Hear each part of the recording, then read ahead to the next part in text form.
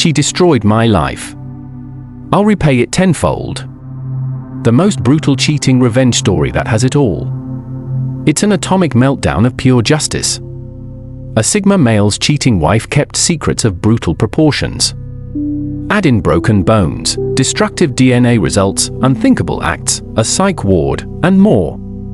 A loyal man, betrayed in the most depraved way, takes on the highest duty possible. When she cheated around, she found out, and he made sure to thermonuke her life into radiating pieces. But she never expected he'd go the lengths he took.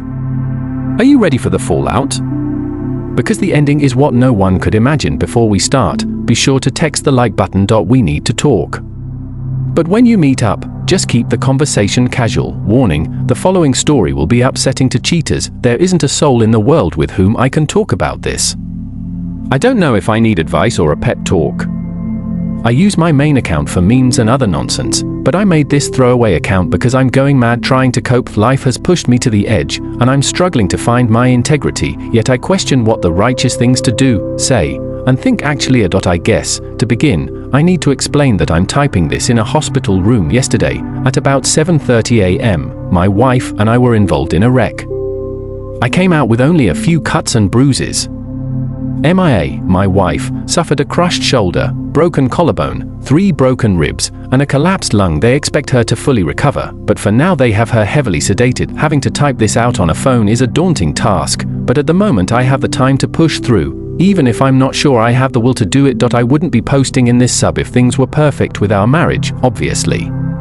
I just could never imagine my wife being unfaithful in any way. My heart is broken. I feel incomplete, like part of me is missing. And saddest of all, that part is sitting a mere 3 feet away from me. I had felt us growing apart over the last 3 months, but I couldn't come up with a reason why. We are both 34. MIA and I have known each other since we were children. We began dating in high school and continued all the way through college. She is the only woman I have ever been intimate with. Up until recently, she could say the same. We married a year after college and had our first child, Michael, a year later. 3 years after my son was born, Carrie, our daughter, started a life of me trying to spoil her rotten. I love my kids more than life itself. If not for them, I'm not sure I would be here right now. They were not involved in the wreck, thank God. They were spending the night at my parents'. We were due to fly down to Florida for a cruise yesterday afternoon. Obviously, that is all cancelled, but my wife decided to go out with her best friend, even though I urged her to stay home and not drive around in the snow. She swore she and her best friend Rebecca were just going to have a few drinks since they wouldn't see each other for a week. I went to bed and slept like a baby until about 5 a.m. I got up and looked out the window to see my wife's car was not out front, but we'd gotten several more inches of snow.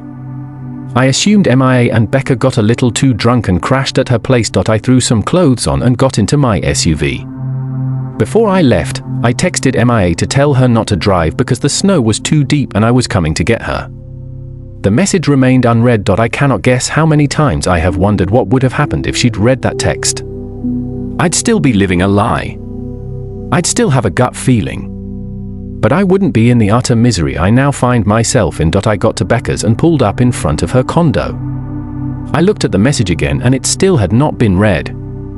I had actually hoped MIA would read it and be ready when I arrived, but I resigned myself to the fact I'd have to go in and wake her. The front door was unlocked, so I walked in and looked to the TV room to my right. There was nobody passed out on the sofa. Rebecca's bedroom was downstairs, and I didn't want to wake her, so I took the stairs up to her guest room and opened the door right then and there. My life ended. I remember walking into the room and seeing 2 heads peeking out from the covers.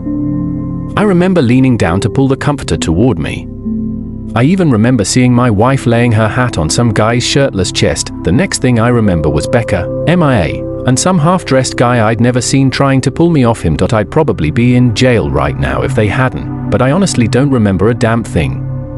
It all went black. So right or wrong, I don't really feel too bad about that.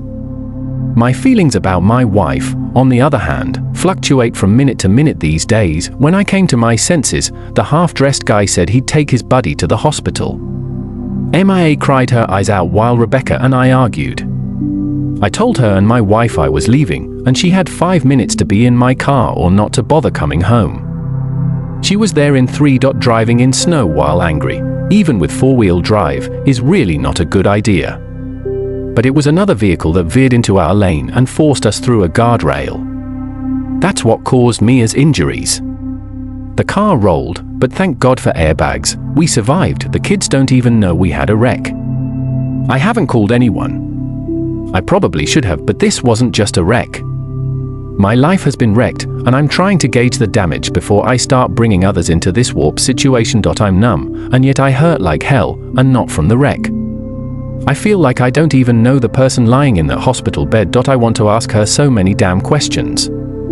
But I really don't want to know any of the answers. She obviously no longer loves me. No one with a soul could cheat on someone they love. So I have to ask, did she ever love me?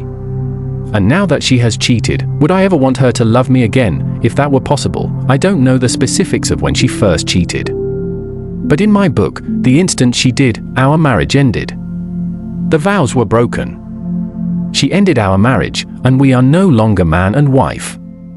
I don't need a divorce attorney to nullify my marriage, she's already done that. Therefore, I am no longer under obligation to the vows I gave. A huge part of me wants to just walk out of this room. I want to call her parents, tell them what she did and what happened, and then let them know she is their problem again. After all these years, we said for better or for worse, and I meant it. But we are no longer married. Part of me wants to leave her a note and tell her, too bad or worse happened to come after she ended our relationship. The only thing that is keeping me in this damn room is my children. I want to see them so badly right now, but I have some scratches on my face and neck. They'd know something happened if they saw me. As much as I feel my wife has defiled herself and our family, my kids need her. I thought I had a life partner, and as horrible as she ended up being, my children need a mom in their life. There are going to be talks I am not qualified to have and wouldn't know where to begin. There are going to be injuries that need kisses instead of being told to walk it off. I'm a damn good father, but I can't be a mother too. Please, someone help me. How can I sit here and look over someone who has stabbed me in the back so cruelly? Should I call her parents to come? What do I tell them? I really don't want to be here, especially with her parents. If I don't tell them what she did, they are going to know I'm pissed off. What in God's name do I tell my children? Yeah, I can tell them we were in a wreck, but I'm not the kind that can fake emotion. Obviously, my wife does it with ease. But when I loathe someone, it shows in my face. They will know I am angry at their mother. How the hell did my life come to this? I already know I need to see a lawyer. I figured that much out. But how do I handle this? Firstly, take a moment to breathe. It's important to call her parents and ask them to take care of her. You're not in a mental or physical state to assist her, even if you wish to. Also inform them about her actions. There's no need to cover up for your wife. She has lied enough, and these deceptions need to end immediately. At this moment, you need someone you can confide in and express your emotions to. So find a trusted friend or family member and talk to them. It's crucial not to make any life-altering decisions right now while your emotions are so raw. What you need currently is distance from your wife and time to process and comprehend her actions.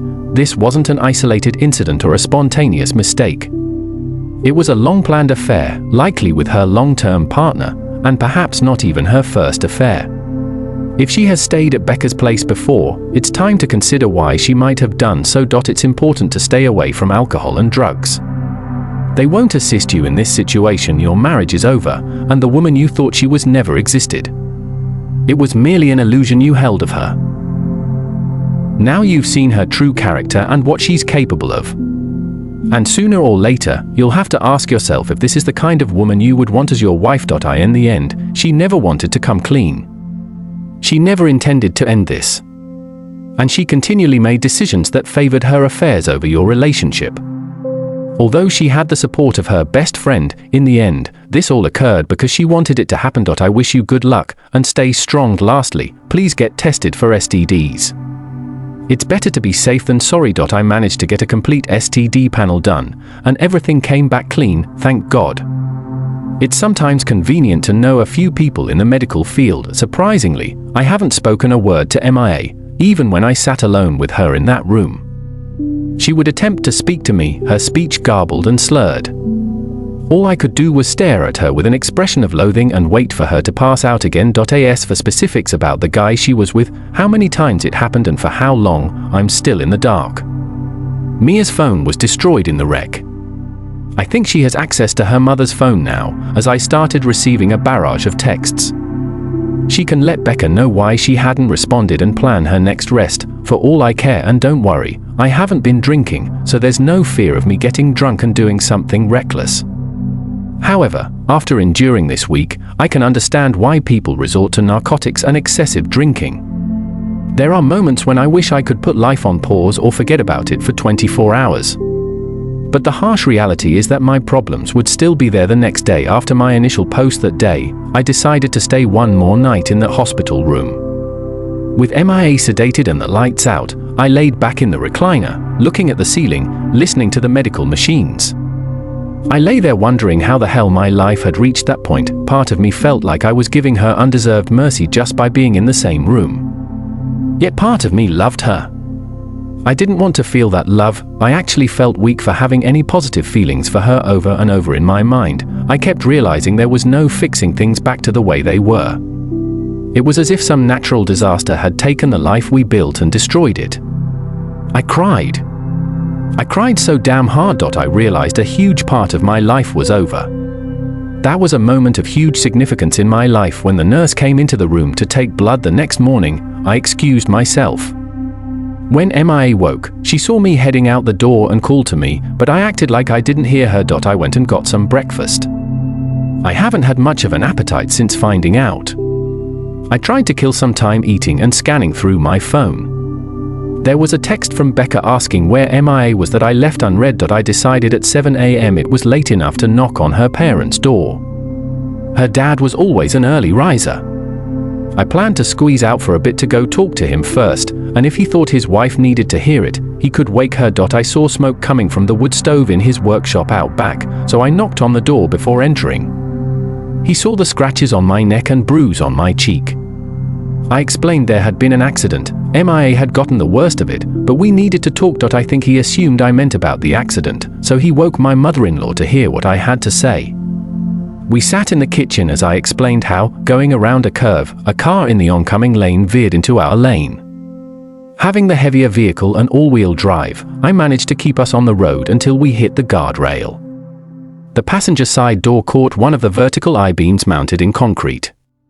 Even with side airbags, MIA hit hard. She sustained lots of injuries, but I told them she was stable and they expected a full recovery. They both cried, knowing their daughter had suffered but would still be around for them to love. As soon as they insinuated they would be around to help me in any way they needed to assist me in looking after MIA, that was when I stopped them and explained the wreck wasn't what I had come to tell them. They looked confused as I explained waking up that morning and sending a text to head off in the snow to make sure my wife was okay. I told them about walking in on their daughter and some guy I'd never seen and unconsciously flipped him over and over. They were both shocked. Then I told them what room she was in at the hospital, explained I always wanted them to be part of the kids' lives, so I hoped they could remain friendly with me. I told them my dad was looking after them at the moment, but I was divorcing their daughter as she had broken our vows and was no longer my wife. I was leaving their place and driving to my dad's to tell the kids about the wreck.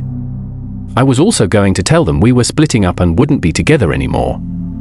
I wasn't going to tell them their mother is a cheater.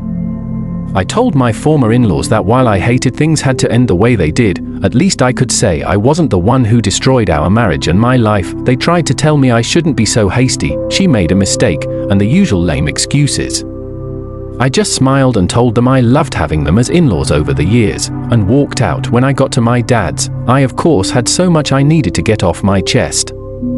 I entered through the kitchen, where I found my dad having a cup of coffee. The only thing he knew was that I was supposed to be on a big boat in the Caribbean. He stood and asked what I was doing there. I just grabbed him, hugged him, and cried like a child. It was the kind of thing where he really wanted to know what was going on, but sensed he needed to let me cry it out before prying. He led me to the den and sat me on the couch to go get my mom. We both urged her to have a cup of coffee first, but she knew if I was there alone that early, I had something bad to tell them. I first explained about MIA cheating, me catching her, and leaving Becca's. Then I explained about the wreck, that it was pretty bad. I told them about Mia's injuries and explained I'd let her parents know only an hour before, so they could go see her. Both of my parents were stunned. My mom finally asked me, "Now what are you going to do?"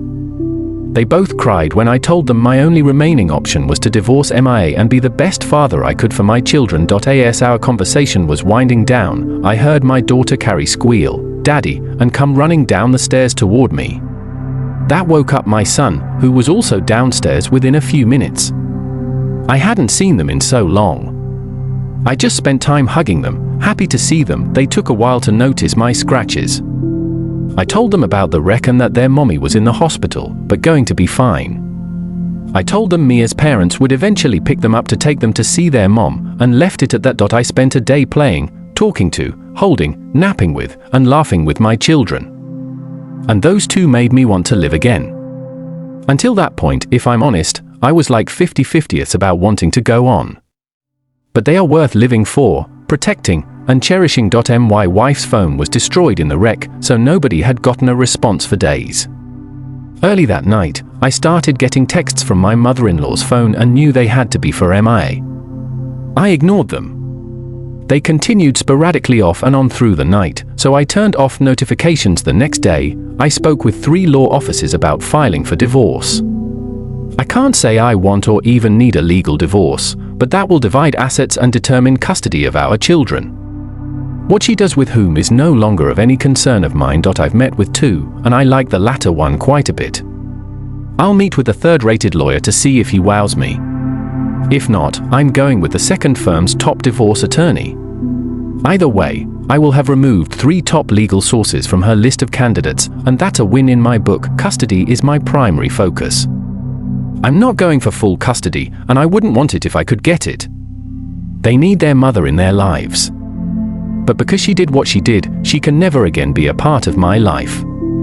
A go-between can drop the kids off on time whenever they need to be where they need to be. Not a reason in this world for me to ever say another word to her. I obviously never knew her, so why would I continue to interact with a stranger? I go back to work next week from what would have been our cruise. I didn't tell a soul at work we didn't go or anything about the wreck. And of course, they will be seeing me driving the rental car in question.